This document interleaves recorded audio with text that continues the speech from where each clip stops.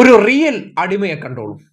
നമ്മുടെ നാട്ടിൽ പറയാറില്ലേ, പൊലിപ്പീര്, വാഴ്ത്തുപാട്ട്, അടിമത്വം എന്നൊക്കെ പറയുന്നതിന്റെ യഥാർത്ഥ ആൾരൂപത്തെ കാണണമെന്നുണ്ടെങ്കിൽ ഇന്നിപ്പോ കൊച്ചിയിലെ വിശ്വഗുരുജിയുടെ പരിപാടിയിൽ സ്വാഗതം പറയാൻ വന്ന ചെമ്പ് ഗോപിയെ കണ്ടാൽ മതി. ഹോ, എന്തൊരടിമ!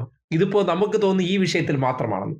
ഈ വിഷയത്തിൽ മാത്രമല്ല, എനിക്ക് തന്ത്രി കുടുംബത്തിൽ ജനിക്കണം, അയ്യപ്പനെ വാരി പുണരണം തുടങ്ങിയുള്ള അവസരോചിത പൊലിപ്പീര് ഡയലോഗിനപ്പുറം ഇപ്പോ കുപ്പിയിൽ ഇറക്കേണ്ട പ്രധാനപ്പെട്ട ആള് വിശ്വഗുരുജിയാണ്. അതുകൊണ്ട് ദേശീയപാത മുടക്കാൻ വേണ്ടി സമരത്തിന് പോയ വ്യക്തി പോയി നിന്ന് പൊലിപ്പീരും വാഴ്ത്തുപാട്ടും പാടുന്നത് എങ്ങനെയൊന്ന് കേട്ടെ. ജീവിതത്തിലെ അനർഘ നിമിഷങ്ങളിലൂടെയാണ് എൻ്റെ ഹൃദയം ഇപ്പോ നടന്നുകൊണ്ടിരിക്കുന്നത്, ചലിച്ചുകൊണ്ടിരിക്കുന്നത്.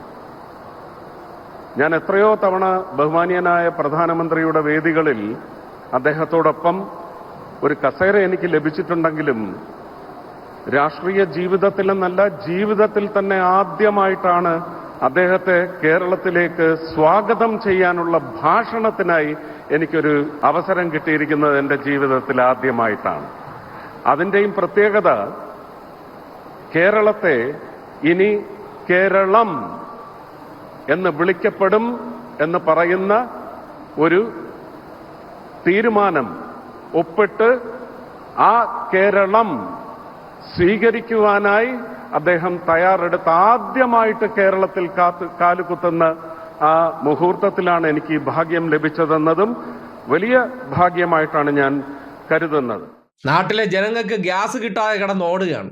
ആ സന്ദർഭത്തിലാണ് ഇമ്മാതിരി പൊലിപ്പീര്. കേരളത്തിലെ മാപ്ര മുതലാളിമാരുടെ വാർത്താ കച്ചവടത്തിന് ഇതൊക്കെയാണ് വേണ്ടത്. ഇതിനെയൊക്കെ അങ്ങ് പൊലിപ്പിച്ച് കത്തിക്കും. അതാണ് നമ്മൾ കണ്ടത്. അതിനപ്പുറത്തേക്ക് അകക്കാമ്പില്ലാത്ത, കഴിഞ്ഞ 1.5 വർഷത്തോളം കൊണ്ട് തൃശ്ശൂരിനെ കുത്തുപാള എടുപ്പിച്ച മഹാന്റെ ഈ ഡയലോഗ് കേൾക്കുമ്പോൾ, ഇന്നലകളിൽ നമ്മുടെ നാട്ടിൽ വയനാട് ദുരന്തമുണ്ടായപ്പോൾ 10 പൈസ തന്നില്ല, പ്രളയത്തിന് 10 പൈസ തന്നില്ല, ആ പ്രളയമുണ്ടായ സമയത്ത് നമുക്ക് തന്ന അരിയുടെ വില പോലും ഇട്ട് വാങ്ങിയ വ്യക്തിയോട് നമുക്ക് എന്തെങ്കിലും ബഹുമാനം തോന്നേണ്ട കാര്യമുണ്ടോ? ഒരു ബഹുമാനം തോന്നേണ്ട കാര്യമില്ല. രക്ഷിക്കാൻ കൊണ്ടുവന്ന ഹെലികോപ്റ്ററിന് വരെ പണം എഴുതി വാങ്ങിച്ച 916 ബ്ലേഡുകാരൻ, കേരളത്തെ സംബന്ധിക്കുന്നിടത്തോളമുള്ള ആ ഒരു ബ്ലേഡുകാരനെ ചിലർക്ക് ഇങ്ങനെയൊക്കെ വാഴ്ത്തുപാട്ട് പാടും. കാര്യം, കേരളത്തിലാണ് നമ്മൾ ജീവിക്കുന്നത്, നമ്മൾ മലയാളികളാണ്. മലയാളികളെ ഏറ്റവും കൂടുതൽ ദ്രോഹിച്ചുകൊണ്ടിരിക്കുന്ന, മലയാളത്തെ അല്ലെങ്കിൽ കേരളത്തെ മുന്നോട്ട് പോകാൻ അനുവദിക്കാത്ത ഒരാളെ കൊണ്ടുവന്നിരുത്തി ഇങ്ങനെ വല്ലാതെ പുകഴ്ത്തി പറയണമെന്നുണ്ടെങ്കിൽ, അല്ലെങ്കിൽ അദ്ദേഹത്തെ വാഴ്ത്തി പാടണമെന്നുണ്ടെങ്കിൽ ചില്ലറ അടിമയല്ല, അതൊക്കെയാണ് ചെമ്പ് ഗോപി.